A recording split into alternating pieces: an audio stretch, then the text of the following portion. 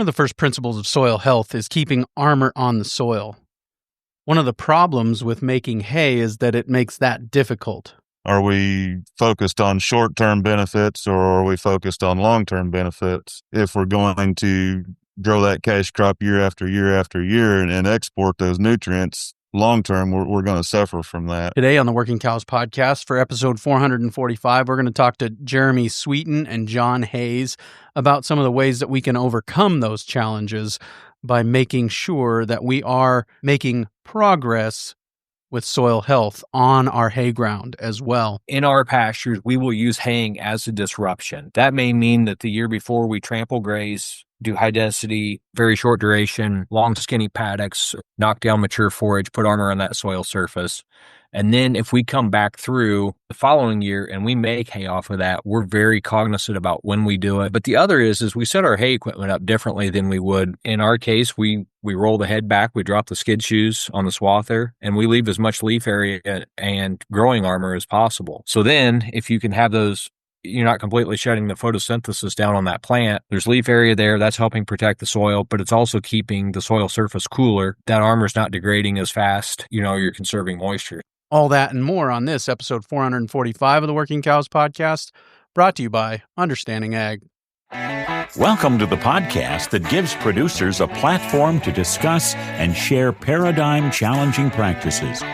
Practices that have increased the effectiveness of their operation and the joy that their families have received from this lifestyle.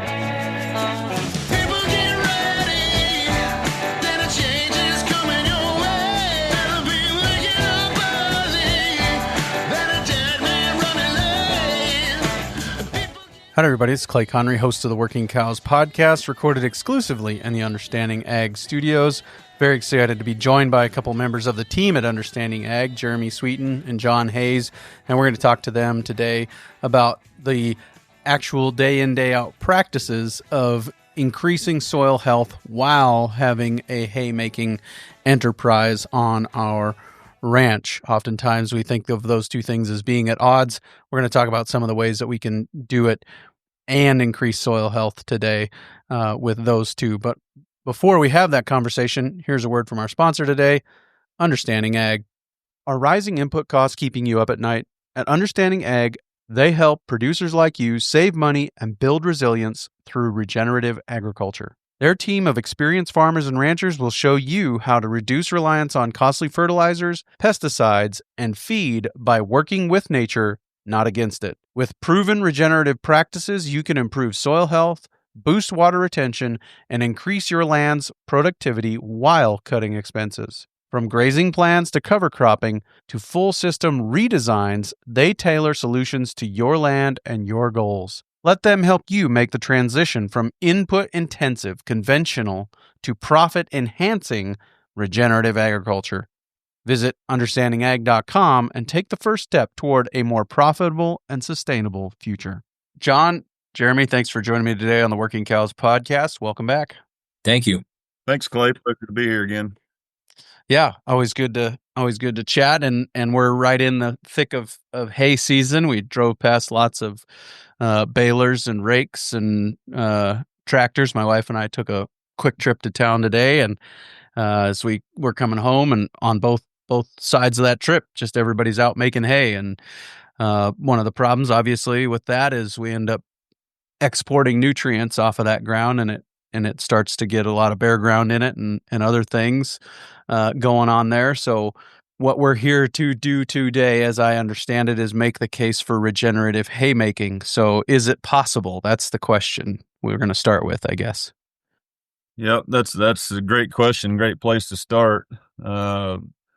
As I was thinking about that in preparation for this podcast, it seems to me like the only way that we can be regenerative in haying is if we're still focused on promoting the 6-3-4, the 6 principles of soil health, 3 rules of adaptive stewardship, and the 4 that support the 4 ecosystem processes. So if we're doing that and moving in a positive direction, then I say yes, we can be regenerative in haying, but it is challenging. Yeah, absolutely. I think that one of the things that we get locked into when we start to any practice in agriculture is that we get locked into the routine. Like I just want to do the same thing on the same acres every year.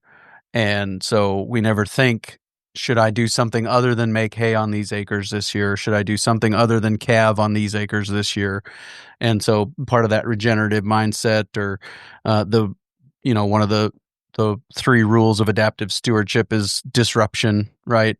We want to plan and be purposeful in disrupting and being adaptive in the way that we are managing those hay acres as well, right? Exactly. Yeah. And observation's obviously key. We talk about observation a lot, and in everything that we do and teach, good understanding ag and trying to help people down the regenerative path. So we need to be observing, paying attention to what our ecosystem processes are doing. Are we having positive effects? Or are we having negative effects? And, the only way that we're going to be regenerative is again, if we're focusing on driving those 4 ecosystem processes. And one of the keys to that, in my mind, is making sure that we're focused on promoting and building soil aggregation. And in order to do that, it's all about biology. We need to be making sure that we're stewarding that biology in the soil as we would in any other system, so that we're moving everything in a positive direction. And it's if we get into continuous haying systems, those end up simply just being mining and exporting endeavors where we're not doing anything regenerative. And I've been there in the past in my operation and recognized the negative effects that I was having. It took me a long time, but I recognized those and have had to pay a lot of remittance for those sins to try to recover and overcome all the negative things I'd done in the past. But Yeah. again, if we can focus on that biology and then use the simple tools that we have available, go out there with our shovel, go out there and see what's going on in the soils, and do water infiltration tests, look at soil temperatures and what's happening on the surface of the soil. And I'm sure we're going to get into a lot more of that here in detail after a bit. But if we can keep all those things in mind, then yes, I say it's possible, but still challenging. Yeah. Well, and I think one of the things that we should consider when we're talking about these shovel tests, water infiltration tests, tests in soil temps, tests in bricks, all these things that we would do is to do that on the acres that you're haying, and then go do that on other acres, like maybe the acres that are getting grazed, especially if they're being grazed, for short periods with long recoveries. Go check those too and compare them and say, okay, the difference between these acres and those acres is these acres get hayed every year. Now, that's what's happening. We're less able to infiltrate water. We've got higher soil temps. It's killing the biology. Therefore, we can't aggregate the soil. Therefore, we can't infiltrate water or hold on to it, and then just get that mindset change, right? Jeremy, is that kind of how you would look at doing that? Yes, very much so. A couple things that come to mind on this. One is I agree with you completely on your opening statement about we get stuck in a rut. And the first principle of soil health is context. And I think sometimes when it comes to haymaking, it turns into concrete, meaning that people have to do it. And I don't think that necessarily, you need to look at your context harder than anything else. And that really could be subject to change. So don't let that context drive you forward of saying we have to do this. So we bought our farm in 2015. It had been a dairy up through 2000. The gentleman that owned it milked 80 cows and always chopped hay, made hay or chopped haylage off of the same fields. So 25 years later, you can dig down through our pasture and still see those areas where the soil's plated and compacted underneath aggregation from where that hay removal has happened, or that forage removal has happened for the last 50 years before that. So, we're seeing 75 years worth of history or more, and 50 of those were removal. And it's quite interesting to see, but it can change. So that's the cool part. Yeah, absolutely. And I think, that context, there's just a series of questions that we have to ask ourselves, right? Uh, One of the key questions, why are we doing this? you know, why are we making hay? Is one of those questions. Why are we feeding hay? We just need to be willing to ask some of those questions that maybe we get in those ruts and we don't ever even think to ask, right? Yeah, and when it Yeah. comes to why are we making hay, typically we're going to make hay for one of two reasons. We're either making it as a cash crop to sell it, or we're going to make it to store feed to feed our own livestock later on. So, again, like Jeremy says, we need to think about that context, and if we're using that as a cash crop, or are we focused on short term benefits, or are we focused on long term benefits? And if we're going to grow that cash crop year after year after year and export those nutrients long term, we're going to suffer from that. So it's important just to keep that in mind. And then on the feeding side of it, if we're harvesting it to feed our own animals, why do we need to do that? There are times when it's necessary to have hay to feed. There's times when it's useful to have hay to feed, but I think we've gotten too used to using hay as a crutch in livestock production for covering up for being overstocked Mm. at times. So, in many of our environments that we're grazing in and with livestock, we don't need to feed near as much hay as what we're feeding, and maybe we don't need to feed any hay at all, and if we're managing our forages properly. So again, why are we feeding it? That's a great question. And I've been thinking about this a lot lately.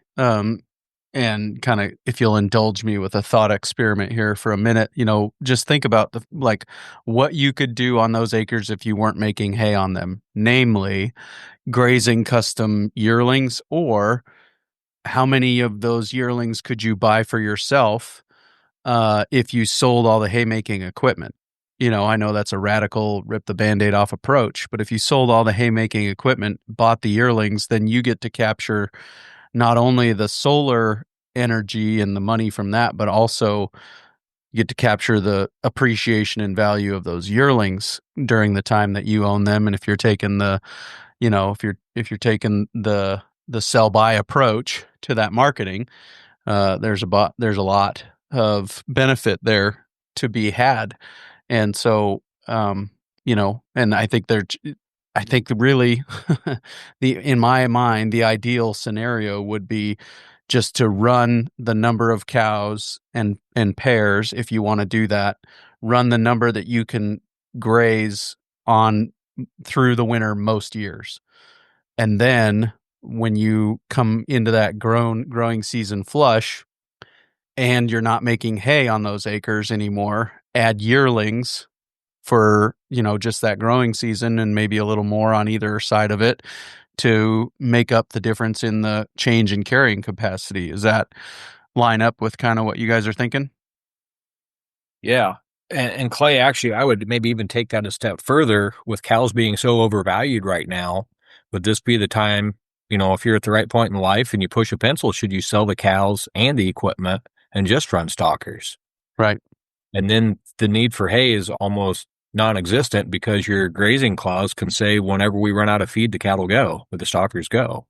Mm-hmm. So, that's taking it to a next level. I'm probably going to get hate mail over that, but, it's worth considering and putting a pencil to it.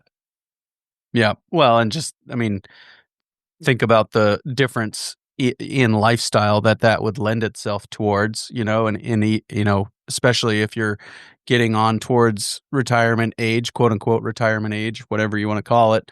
Then you work during the summer and you probably go visit somewhere warmer in the winter. There's those options too. So it's context. It's not a bad thing to consider, right? Yeah. No, you guys are hitting on it, but knowing your costs are so important. We have that conversation over and over and over, but here again, we need to know what our costs are. What's it costing us to put that hay up ourselves, whether we're selling it or whether we're feeding it. And, what's the opportunity cost with the time that we're using spinning, baling hay and the capital that we have tied up in that equipment, which you were talking about a while ago, versus investing that in something that's going to appreciate, This i.e. is livestock versus the depreciating asset, which is the machinery. this is the this is why it's holistic management. This is why it's a mindset, because when you start to pull on one thing, you see it's connected to everything else. It's like, well, I have a tractor to feed hay, and if I'm going to feed hay and I have a tractor, I might as well make some hay. So then I have all this other equipment, and it just becomes this self-licking ice cream cone of I have to have this because I have that, and I have to feed the hay because we calve early, and we have to have our cows in a good enough body condition score at calving so that they'll breed back. And rather than calving in sync with nature, I choose to feed that fertility rather than just have cows that calve in sync with nature and are fertile themselves, right? Yep. So the next principle of soil health, at least one that gets talked about probably second after context in most of these conversations, is armor. And I actually think that's the biggest problem. One of the biggest problems with haymaking is when we moved here, there were places where you could throw my cowboy hat on the ground and not touch a plant. There was that much bare ground between plants, and so it was a very well used hayfield. And as we keep on exporting those nutrients, those plant spaces get bigger and bigger and bigger, and armor becomes a major problem, not having armor on the soil. So if we're going to continue to make hay, which is a question that we are asking already in the context section, but if we're going to continue to make hay, how do we go about keeping the armor on the soil? Well, I can tackle that one for a little bit here. I think hay could be part of a rotation. It does not have to be an every year process. And in our pastures, we will use haying as a disruption. And that may mean that the year before we trample graze, do high density, very short duration, long skinny paddocks, knock down mature forage, put armor on that soil surface. And then if we come back through the following year and we make hay off of that, we're very cognizant about when we do it, and that one is the ground's dry enough, which is not a Western problem generally, but here it can be. But the other is we set our hay equipment up differently than we would. The beauty of disc mowers is that you can shave with them, and they're intended, for mowing alfalfa very short. And in our case, we roll the head back, we drop the skid shoes on the swather, and we leave as much leaf area and growing armor as possible. So then if you can have those, you're not completely shutting the photosynthesis down on that plant. There's leaf area there that's helping protect the soil, but it's also keeping the soil surface cooler, and that armor is not degrading as fast, and you're conserving moisture. So just a few simple settings can change a lot of things. But another way to look at it is if you cut to the ground with a disc mower, like you would with a commercial alfalfa operation, you're cutting parts of the plant generally that your beef cows are going to sort out anyway. So why do you want those? And then the energy of that plant stored in the base of the plant. So you're knocking that off. So if you raise the cutting height, we're running 6 to 8 inches. And the regrowth on that is so much faster than if you have the cutting height at 3 or 4. It's double. And so what you're leaving in yield, you're gaining in regrowth. And so you're getting that soil armored as quickly as possible again. And then we're not coming back to that area and making hay until we deem that it's ready in 2, 3, 4 years later. I think another advantage of that, right, is you're cutting the most nutrient dense portion of the plant. The top third of that plant is the most nutrient dense portion. So you're actually making more nutrient dense hay. Am I right? I believe so. And we're starting to harvest for bricks content, especially for wet wrapping silage hay, and trying to capitalize on that. And then by rotating around to those paddocks that we've also grazed, the soil cycling the nutrients. And so we are able to capture bricks. I mean, there's a lot of hay fields where the bricks is 3, 4, 5, 6. It's all single digits. If we harvest that same forage as bale silage, from pasture paddocks, we've got double-digit bricks. So then that just makes putting gain on stalkers in the winter better, or maintaining it at least, and it's a net move forward. And more nutrient dense feed, you feed less of it. And if you're haying for bricks content, you could also hay later in the day, right? Do your cutting later in the day. Does that actually work? That does work. And so kind of back to context, I still would argue that if you're going for dry hay, especially east of the Mississippi, that haymaking window is always a challenge, right, John? I mean, you may pull your hair out in a humid environment. So I would capitalize on the sunlight first, but bricks would be a close second if you have the window. Sure. Yeah. Gotcha. Yeah, we don't really have trouble drying hay in this part of the world. Let's take a quick break and hear a word from our sponsor today, Understanding Ag. As farmers and ranchers, we've all heard pitches from ag consultants about the next great new product that will increase our yields, pounds, or animal performance. And each of those silver bullets comes with a price tag that you pay year after year, taking more money out of your pockets and putting it into someone else's. Our friends at Understanding Ag aren't out to sell you anything, but the knowledge to grow healthier soils, plants, animals, and profits. Their goal is to help you become your own best manager, a short-term client, but a long-term friend and partner on the road to regeneration. If you're still waiting for that next year that's going to be better, maybe it's time you give Understanding Ag a call.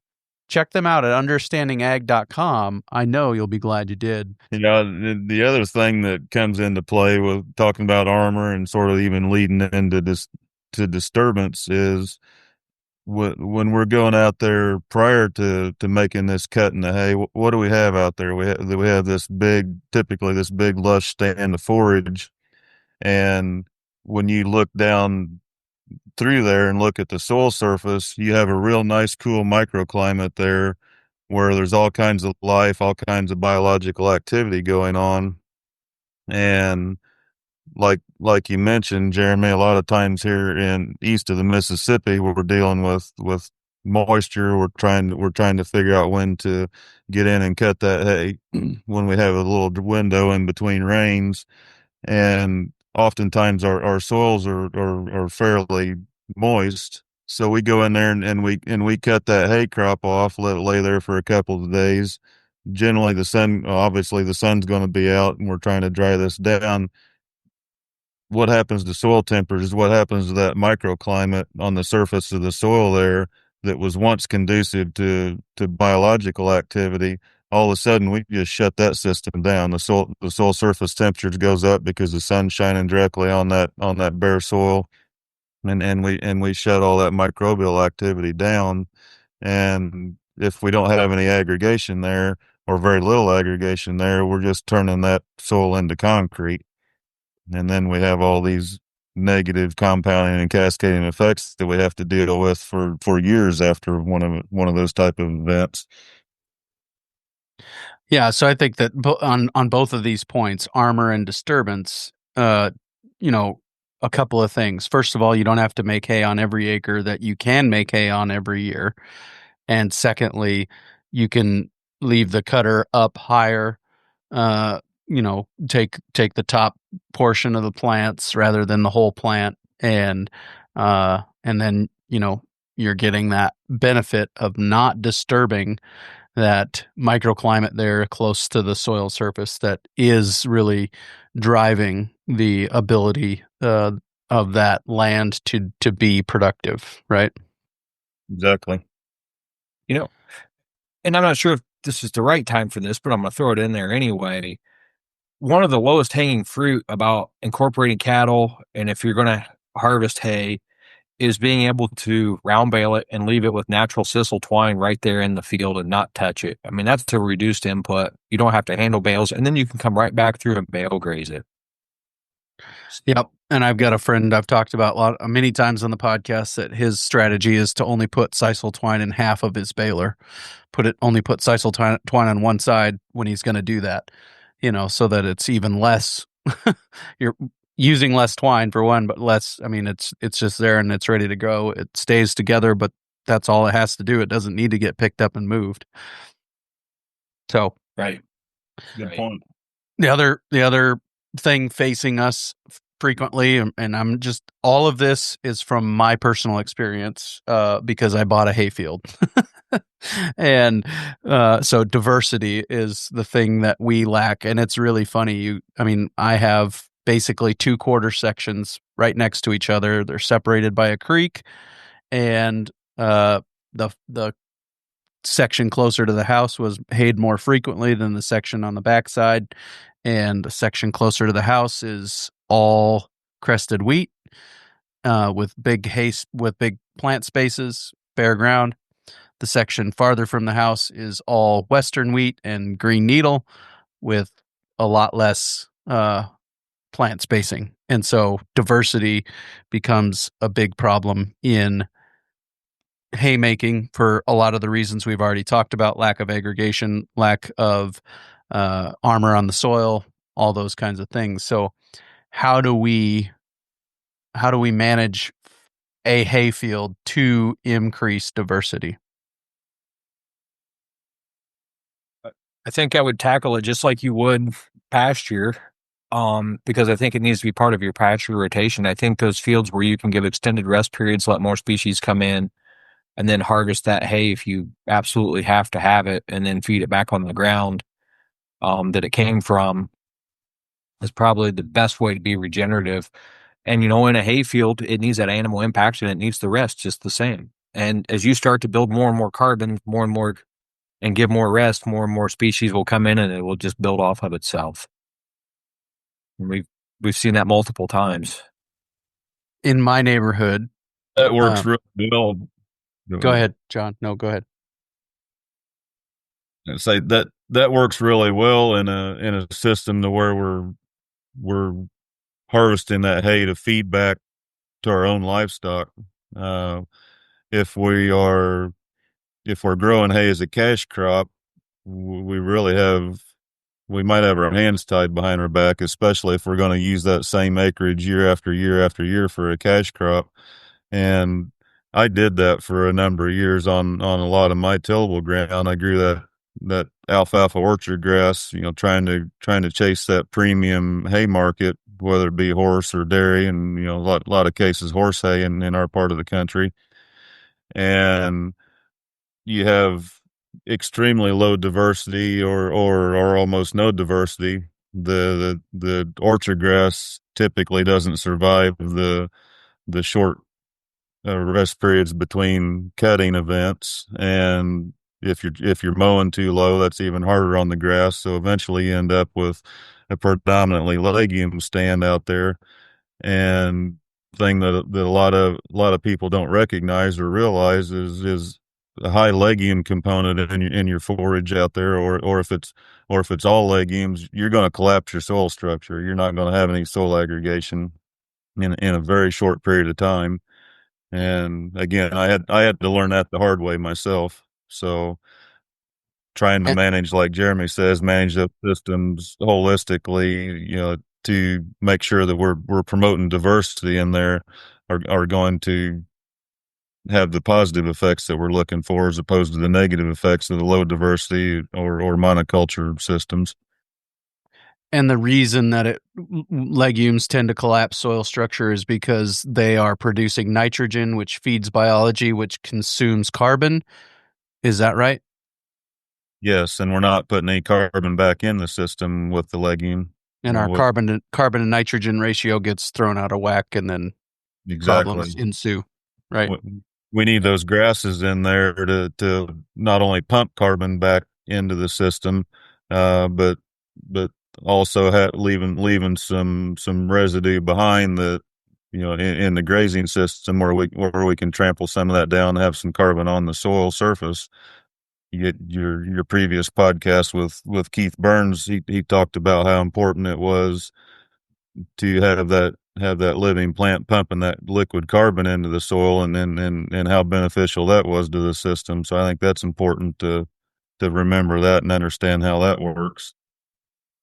What are some other things that you would suggest as far as highly diverse mixes in the hayfield, or some of those ways of thinking about it to actually the plant communities you're targeting. I know varying season of use and different lengths of rest periods and incorporating livestock at different times of the year or cutting at different times of the year are going to be a part of that. But actually getting that diversity to show up. But if you were going to go out and plant something or whatever, what are some of the mixes that you might consider? I think it's back to context and what your end use is. But, since we're talking beef cattle right now, I think a very diverse grass mix of some sort. If you're going to spend money on seed, don't just plant alfalfa orchard grass or alfalfa timothy or alfalfa tall fescue. Look at adding a decent amount of grasses to that mix and reducing the amount of legumes. So because, people's concern or two things. One is they're always looking for more protein in their feed. But if you look at the manure, the cattle generally don't need it, especially high legume content hay. But the other thing is that the general thought process in the conventional world is that you need that much legume to produce nitrogen to feed that grass crop. And that just simply, that myth can go away, because if you build aggregation and have the soil cycling nutrients, that mycorrhizal fungi is feeding that grass nitrogen. So you can cut back to 10 or 20% legume in that hay mix. And if you look, a lot of times the legume seeds are the most expensive part of the mix. So, that's some thoughts on that. So, Yep. And just to add to that, if the more the diversity we have in there, the more nutrient cycling we're going to have, and that's going to not only feed that system, but look what it's going to do to our plant nutrient density and phytonutrient richness. We've probably locked ourselves into a mindset or a paradigm that the is this beautiful alfalfa grass mix, and it's not. Our animals would do much better on a much more diverse system that has a wide variety of plants in there that are cycling different nutrients, and we're just going to have so much better animal health and so much better performance if we change our thought process of what is good quality hay. Yeah. Well, Clay, so part of my context is I love making hay, right? And Gabe's going to fire me for this. He probably should. But as I've gone down the regenerative path, it's been interesting because I farm with two brothers that have a significant amount of land that they have no family that wants to farm. But they're so close to retirement that they don't want to change making hay. But what's interesting is they have so much ground that as we rotate through making hay, there's fields that don't get harvested every year because we run out of storage. And I know that's not every place in the world, right? But the species diversity that shows up in those fields with a year rest is really interesting. And because we're so far north, we're only taking one harvest a year. And, we'll get anywhere from 6 inches to 18 inches of regrowth. And then the snow knocks all that regrowth back to the ground. And so a lot of our hay fields have good armor on them, and they're rotated through just because of what we're doing. They're rotated through rest periods. And, we have 8, 10, 12 different species that are just naturally occurring in those hay fields. And if you stick a shovel in the ground, there's decent aggregation there. So it's kind of a weird conundrum to be in, but what we're lacking is the animal impact in those systems.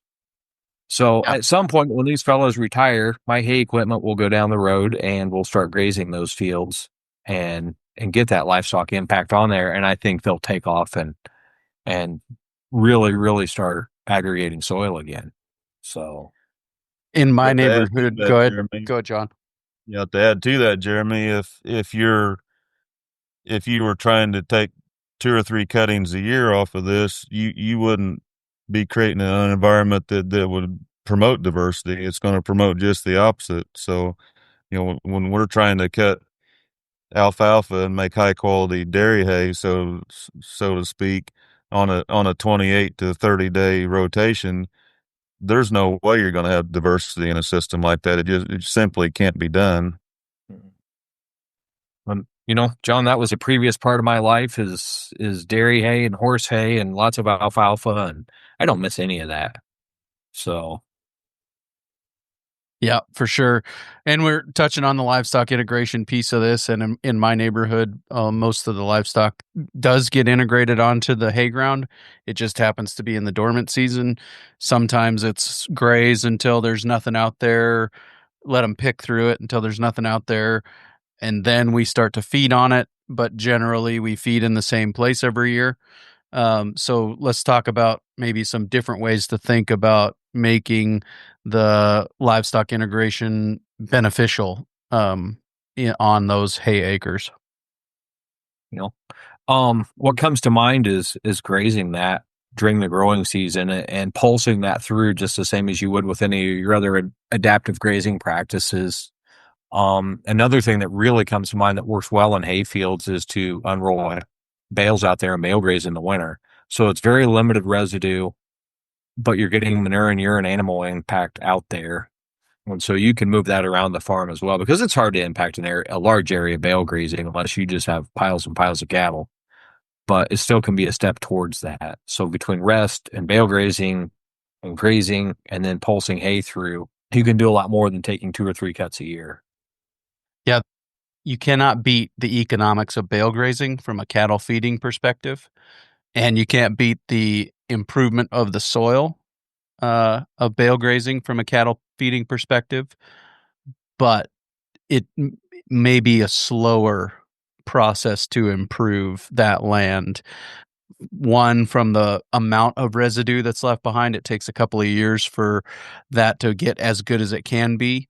So sometimes in the first year, the best way to improve ground is to unroll the hay. Would you guys agree with that? Yeah, and in a haying system, I would certainly lean towards unrolling hay versus intact bale grazing.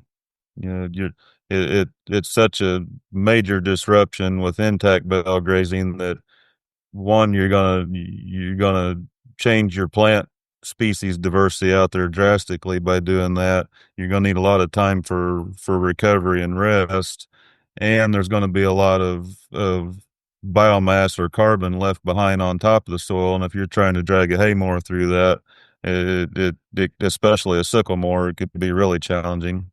So yeah, unrolling hay is going to be my preferred option if I intend to hay that piece of ground later on. And I would reciprocate with that, John. Looking at some of our most degraded ground, we decided to pull it out of hay production completely, past previous history. And we've high density bale grazed on there. And in our, 40 inches of rain a year, it took 3 years before you could get through that with a hay mower again if you wanted to, because of the residue from the high density bale grazing. So you're exactly right. It really comes back to context. Yeah. Very good. The only the only principle of soil health we haven't covered yet is the living root. What do you say to that with regard to hay making? To me, that's the easiest box to check on the list as far as the 6 principles, because yes, in a perennial haying system or in a perennial system, if we're haying off of it, yes, we do have a living root year round.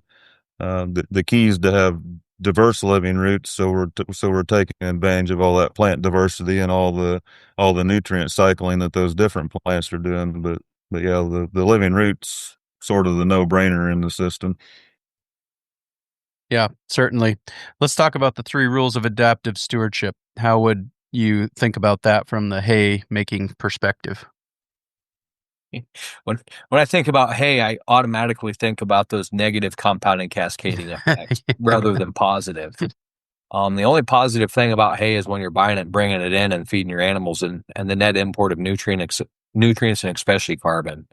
I think done correctly, though, you can use hay as a disruption. And maybe we need to dive into this further in a separate part of this podcast, but that doesn't necessarily mean you're making it yourself. Maybe that's a custom hire job rather than you owning the equipment. Yeah, I just went and bought another load of hay to feed the family milk cow and a couple horses that we're trying to keep closer so we can work with them more consistently. And, you know, yeah, it's not fun to write a check for hay, but man, I cannot figure out how I would make it any cheaper than I can buy it, because I'm starting from zero. And so even if I went to the farm sales and I bought the old tractor and it wasn't green, so it was cheaper, and I was actually skilled enough to work on the tractor myself and keep it running, which I'm not, man, I just don't know how long it would take me to recoup before I was making money at making my own hay versus buying it, not to mention all of the other things, the ancillary things, the opportunity costs and the time of making the hay and all those things we talked about already. It just I just can't understand how to make that work in my head. It's been said many, many times on this podcast that if you have less than 200 cows, you can't afford to make your own hay. You can't afford to own that equipment. And that I believe that's exactly true. Jeremy sees it in his environment. I see it in my environment, where if we know what our true cost of owning that hay equipment and the time involved in putting that hay up, we can go out and buy hay a lot cheaper than we can put it up. And then, like Jeremy was getting ready to talk about, look at the other benefits, the positive compounding and cascading effects of bringing nutrients into your operation instead of exporting those somewhere else. Well, right before I told you guys this before we started recording, but as I was walking in the house, the hay truck was leaving from delivered hay that I bought, and the swather's sitting in front of the shop with the hood up on the head, getting ready to change a bunch of bearings and different parts. And by the time I'm done fixing the swather, I'll have more money to get it rolling than I will in that load of hay. So, and it's just, my son ran the swather last year. I'm like, dude, did it make the noise last year when you parked it? And he's like, no, Dad, it didn't. So apparently it rotted down over winter sitting inside. You have mice that eat bearings in your shop. Apparently. But, that just drives home the point. I cannot wait to get rid of this hay equipment and turn that money into more farm ground, pay off debt, whatever. So you really need to look at those opportunity cost of the money that you have in the hay equipment, what your opportunity cost for time is, the true value of the fertility and the carbon and the nutrients you're bringing back on the farm. One part of, and we've hit this in other podcasts, but as our kids get older, I hate to think how much time I've spent making hay instead of spending time with family or doing other things that I enjoy. And it's very easy to get burnt out farming. And this stuff will eat you alive. And yeah, you don't want to write the check for the hay, but look, you're buying your time back. Mm-hmm. Well, and yeah, you don't want to write the check for the hay, but there's a lot of checks that you don't write, but you're actually, like you said, it's actually money leaving or time or whatever it is. There are these trades that are happening that you don't see. The classic example is cow depreciation. You never write a check for that, but it happens. And there are all kinds of other things out there, depreciation on a swather that needs bearings. That's, you are going to write a check for that and you will get to see that. But I mean, just to put it in perspective between the load of hay versus the bearings on the swather, that's a really helpful, painful, but helpful thing to see, right? And if John, help me out with this a little bit, but if you look back at historic hay prices haven't gone up. They're pretty flat. They're pretty static. And right now the U.S. overall, I know there's pockets, but overall is in a hay surplus. And the inputs have risen. The equipment costs have gone up. Tires, fuel, filters, repairs, labor. All that's gone up. None of that. I mean, you never hear the dealer call up and say, hey, man, I just dropped the price of the swather $30,000. You interested now? Yeah. Nope. It went up another $30,000 or whatever piece of equipment it is. So, but Jeremy, they've got that one self-propelled baler that will tie a bale while it's making another one, and you never have to stop. I mean, come on. How can you pass that deal up? That's right. I think it's only 200,000. Right. Right. Yeah. I mean, we run really lean on our hay equipment for what we have. We like capacity for what we're doing. but it still burns up a month and a half or 2 months out of my summer. And then you throw in the weather factor, especially east of the Mississippi, and it gets really frustrating. But I wonder what would happen if I would take those same 45 to 60 days and focus on grazing stalkers or my cow herd and make those extra moves a day. What could I do with that? Or would that let me rent more ground because I could spend time hauling cattle to that next pasture? Could I increase my cow herd rather than making hay? Yeah. Yeah. Yep. I think we've kind of touched on disruption and compounding and cascading effects. I'd sure entertain further comments on those. And the diversity piece has come up a few times. But what else on this issue of the 3 rules of adaptive stewardship with regard to haymaking?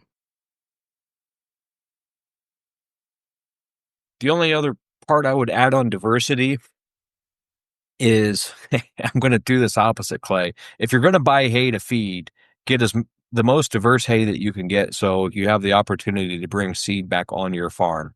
So if you're going to unroll bales in a hayfield, get some diverse, more mature hay that you can take opportunity to grab that seed and let the cat.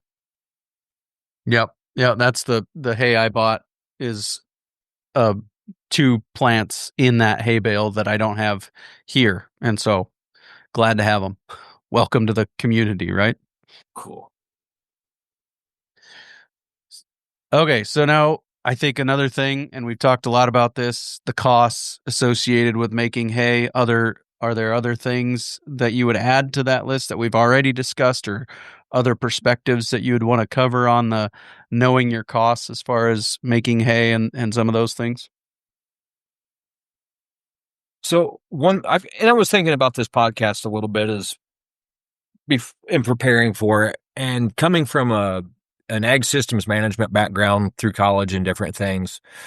We talked a lot about custom rates, and if you talk to guys when they're figuring out what their cost of production are, the fallback is to always go to custom rates. And well, it's $18 an acre for mowing, so that's what I'm going to charge myself for my cost of production. But I think you actually need to dive into those true equipment costs, because if you have a $200,000 tractor pulling a $75,000 mower and a $60,000 baler, I'm just throwing numbers out here, but your cost of production is going to be way higher than what the custom rate is because you don't have those acres to depreciate it out across. Yeah. So keep that in mind and do a true cost of production. And, that's something we can help you with, or anybody with a good financial or ag finance background can help you with as well.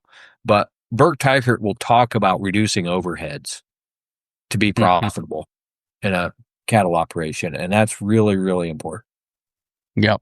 Reducing overheads from Burke Teichert's perspective to the point that you have one pickup and horse trailer and 1 man per 800 cows, right? I mean, there's probably still more room, even if you're low overhead, there's probably still more room to cut overheads, right? Yes. So, and part of that can be is if you buy hay and if you say, look, I'm done with hay, and this doesn't have to be a rip the Band-Aid off, but it ought to be pretty close to it. Set it up so you get the hay delivered, park it in the field where you're going to feed it, unload it, handle it one time and be done. Yeah. Don't move it, unload it, move it, replace it in the field. Yeah, that is a diesel intensive industry, that haymaking. I mean, we burn diesel to cut it, we burn diesel to rake it, we burn diesel to bale it, we burn diesel to move it, we burn diesel to haul it, we burn diesel to unload it, we burn diesel to move it again and feed it. And then sometimes you even burn diesel to spread the manure out because you've got too much manure where you feed every year. And so there just becomes this continual treadmill of needing diesel. Right, John? Sure enough.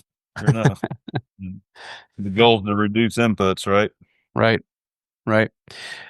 Anything else, John, you'd say there on costs, or we kind of covered that, you think? I can't think of anything else, but just can't emphasize it enough. You sit down and pay attention to know what your costs are, and then you can make good decisions if you know what your costs are. Yeah, that's the whole thing, right? At Ranching for Profit is separate your cow business from your land business and compare Could I make more money running someone else's cows? Could I buy this hay cheaper than I can make it myself? Those are just those paradigm shifting questions that we have to learn to ask and be willing to ask, and be willing to sit with the answer when it's uncomfortable, right? And Clay, I look at what financial load does each cow have to bear to own that hay equipment. So break out that hay business also, and then divide it out by the number of cows you have. In the Midwest, upper Midwest, I see so many folks that have way too nice, new, shiny hay equipment and way too few cows. They're so over-equipped. And you always hear the argument, or at least several customers, is, well, we need the quality. And I argue with them, are you selecting for the cows that are going to work for you, or are you working for those cows? Well, and it almost becomes that I know a lot of people love their cows, and that's why they struggle. So one of the reasons some people struggle in the ranching business is because they love their cows and they don't sell their cows when prices are high and buy back in when prices are low, and they don't manage cow depreciation. But I think that sometimes I love the equipment that the cows help me justify having. I think that's true too. As long as you can know that and recognize that, so be it. But Right. again, if you know what your costs are, then again you can make some good management decisions.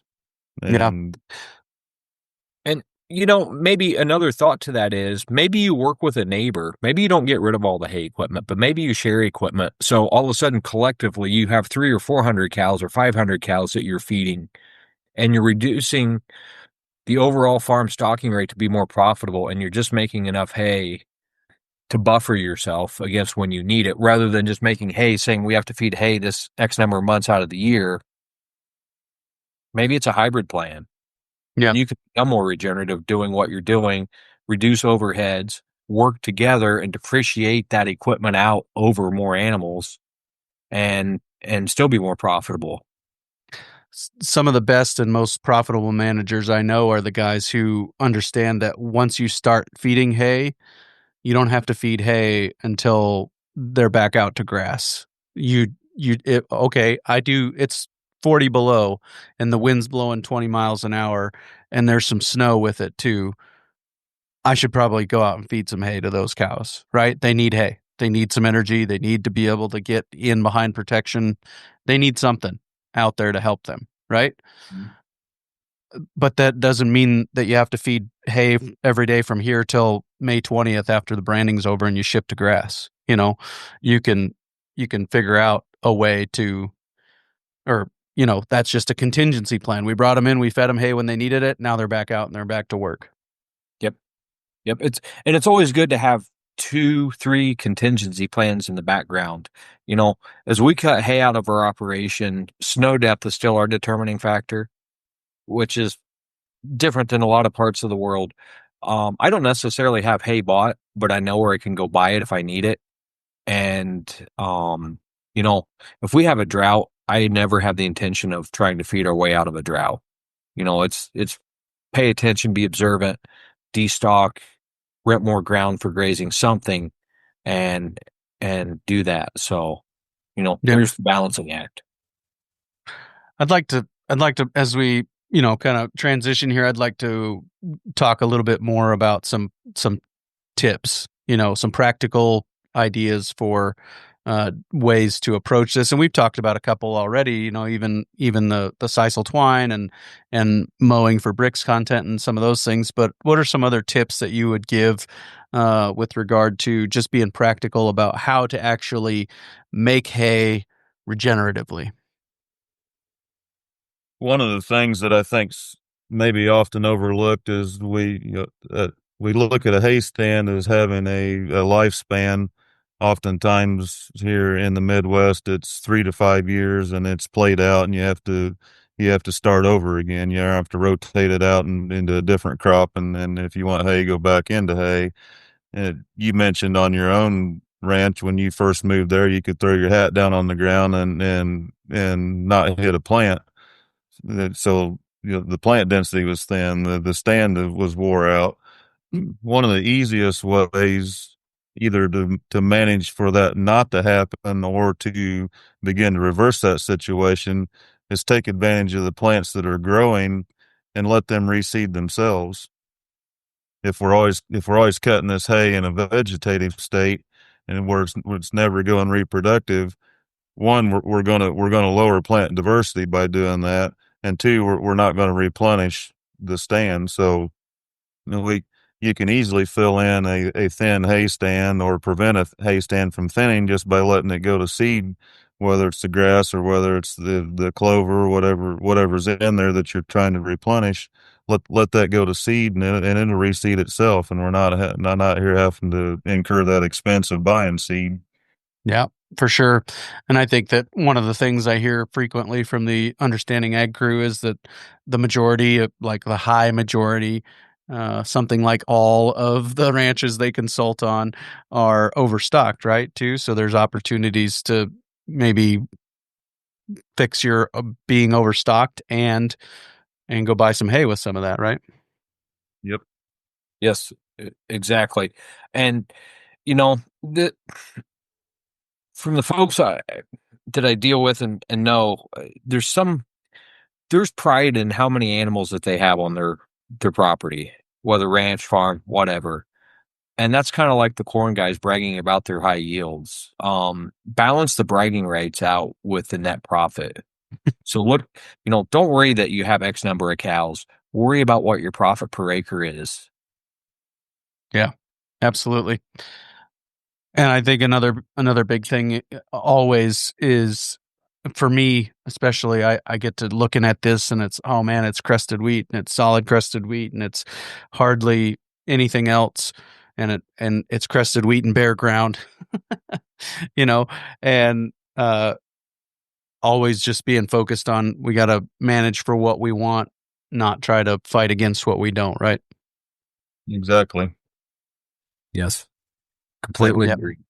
That's hard to get into that mindset, but once you get there, life's so much easier. Yeah, for sure. That's that working in synchrony with nature piece that we're trying to do in regenerative agriculture. Yeah. Let the nature work, right? Let nature work for you. That reseeding, let the plants reseed themselves. That's nature working for you. Making use of those acres at different times of the year than just during the haying season. That's going to lend itself towards more biodiversity. That's another example of letting nature work for you. So I think there's opportunities all over. We just have to change our mindset. Mm-hmm. And we've talked in previous podcasts about this, but I'm going to mention it again, is stockpiling. That's an important part of this whole system. And if you're overstocked, you're not going to see residue in your pastures or your hay fields ever. And incorporating stockpiling can really help turn that profit center with cattle. So yeah. And with stockpiling, do you feel like it needs to be grazed at least once, or is it something that you can just stay off of it during the growing season and then use it in the winter? I think it depends on context, growing season, all that. We've got some ground we'll graze once and stockpile, and we may not graze it till spring. We've got ground that sits for a year, and we come in and graze it in the winter. It just depends. You'll find a system that works for you, but you got to start doing it at some point. And to get to that point, though, you have to destock enough or have a low enough farm stocking rate to be able to grow the forage to let it sit to stockpile. Yeah. Another key point I'll add on stockpiling is we need to understand the longevity of the forages that we're stockpiling. In other words, alfalfa and orchard grass aren't going to stockpile very well. Once the growing season's over, once that's dormant, you have a very short time before that forage just disappears if you've stockpiled it. So I'm not saying don't stockpile those things, but just understand that if you're going to stockpile that type of forage, you need to be out there grazing it when it's still available and still has some value to it before it just completely melts away on you. And then there's other forages that you can stockpile through the winter and they'll still be there come springtime, but graze your stockpile according to how it's going to hold up for you. Yep. Yep. And a note I would add to that, John, is the higher the bricks, the better it stores. The longer into the fall and winter you can get with. So that's an important thing to check in the fall as those plants are getting either froze or go dormant. So look at the bricks content. Yeah. And what would be, do you have ranges, Jeremy, on what some of those bricks contents might be in the fall? The higher the better. Okay. All right. So if you can stockpile feed that has double digits, it's going to be good feed, way better than single digit stuff. And Sure. And what we see are, hay fields, like I mentioned earlier, if you're going to stockpile some of those to graze in the fall, those are going to be lower bricks. So those are going to be the ones, like John said, that you want to graze first. Right. It's going to be the pastures that are in the rotation with the hay that are going to have the higher bricks. Yeah. Can each of you kind of take a stab at summarizing some key points as you see them, as just kind of as we point towards wrapping up here? Sure. Like we opened up with, I think that haying can be part of a regenerative system as long as we understand the 634 and how to properly apply that. So we can have healthy forage stands, and that can include haying if we'll follow the principles that allow soil to function and the ecosystem processes to function as they should. We need to know our cost. We need to have good records. Let's make sure we're not trying to outproduce our environment, whether that be with forage production or with livestock production. It comes back to stocking rates and carrying capacity on the livestock side, but and on the forage side, we oftentimes try to push things too hard. So let's make sure we're not trying to outproduce our environment. Yeah, mowing down too low is one example of that, right? Yes. Yeah. Can you talk to me about maybe some guidelines for determining a stocking rate? We've said it many times when we're talking to Understanding Ag that most of the ranches are overstocked. 90 to 95%, I think, is the number that gets thrown out there, which to me is basically all. Can you talk to me about maybe some formulas for determining stocking rate? Yeah, figure what your carrying capacity is going to be in your driest year, and stock for that. And in order to do that, you have to have some records. You need to know what you need to know, and it's pretty easy in a haying system to know what your yield or your production is. You can count the bales, you know what they weigh, and you can still use that if you're moving to a grazing system or in a grazing system. You can use that to help to determine what your carrying capacity is. But again, stock your place to where whatever you can produce in a 12-month period there is you're going to have enough forage for that. And if you have excess forage, like we've discussed earlier, you can bring in other classes of animals. You can do custom grazing. There's lots of things you can do if you have excess forage. But otherwise, if you're stocked to your driest year, your worst year, you're probably never going to run out of feed. Yep. Go ahead, Jeremy. I would answer that in the same way, but differently. When I go onto a farm or our own farm or a ranch, I love to see residue in their pastures. And if there's not residue, that means they're coming around too fast on their rotations. If there's a lack of diversity, we talked about grazing is going to show what you're managing for. If your grazing is showing that you're down to 3 species that can persist under high grazing pressure, then you're overstocked. Observation is going to show a lot of this. The amount of stockpile that a ranch or a farm has is important. The other way I would answer this is if you're starting to feed hay, you're the first guy in the neighborhood to do it, because the day the first frost hits or the growing season is finished and you're already feeding hay and you don't have any stockpile, really look at that stocking rate number. And, if you're grazing year round, you have ample forage, great, your stocking rate's good. But if you're supplementing hay when you could be grazing stockpile, you really ought to sharpen a pencil. Yep. Here's another thought experiment. As you're driving by your hayfield, when you've got all your bales sitting out there, count the bales and just figure each one of those is 1 month of feed for one animal, and that's probably a high estimate. You could probably do 2 yearlings per bale if you're on your math, and then say, okay, what if I custom grazed yearlings on those acres? Go double the number of bales is 1 month of feed for that many animals, and see how much cash flow that would have made. You think that's a helpful way to look at it? I like it. Yep.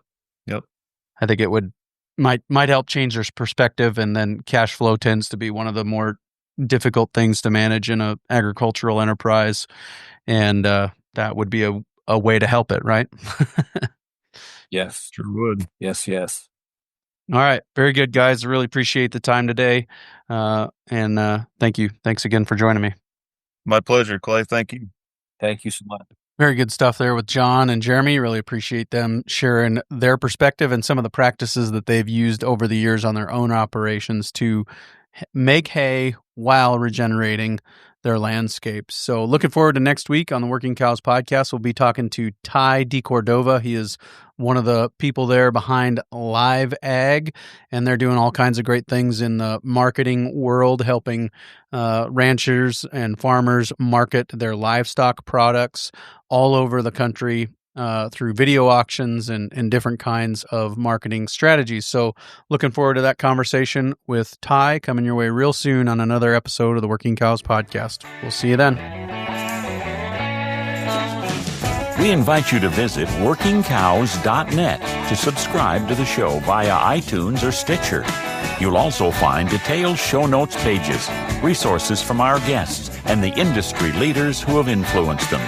For more ideas on putting your cows to work for you in a more profitable way, tune in next week.